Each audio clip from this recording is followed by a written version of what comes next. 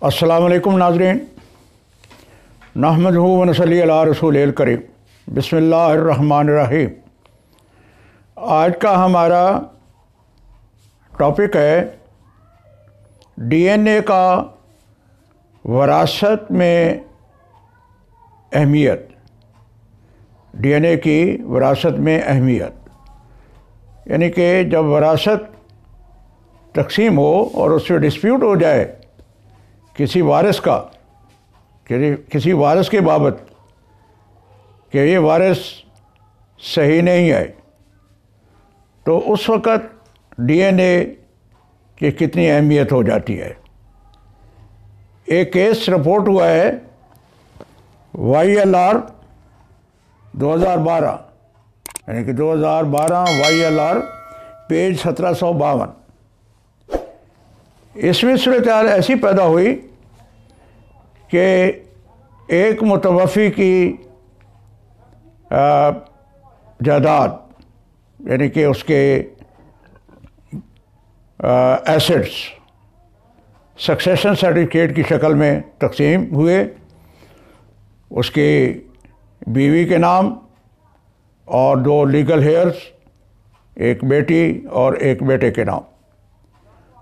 तकसीम के बाद एप्लीकेशन आई हाई कोर्ट में कि जो बेटा है वो मुतवफ़ी का बेटा नहीं है, लिहाजा उसका शेयर नहीं है। तो हाई कोर्ट ने होल्ड किया कि लड़का हॉस्पिटल में पेश हो, जहां उसका डीएनए टेस्ट हो और पता लगाया जाए कि क्या इसी माँ का वो बेटा है या नहीं। तो ये कोर्ट के ऑर्डर से हुआ। इससे अहमियत का पता चलता है कि डीएनए की आजकल के दौर में कितनी अहमियत है और अदालतों को फैसले करने में कितनी आसानी पैदा हो सकती है। डीएनए टेस्ट करवाने के बाद हक़ाइक़ तक पहुंचने में आसान होता है।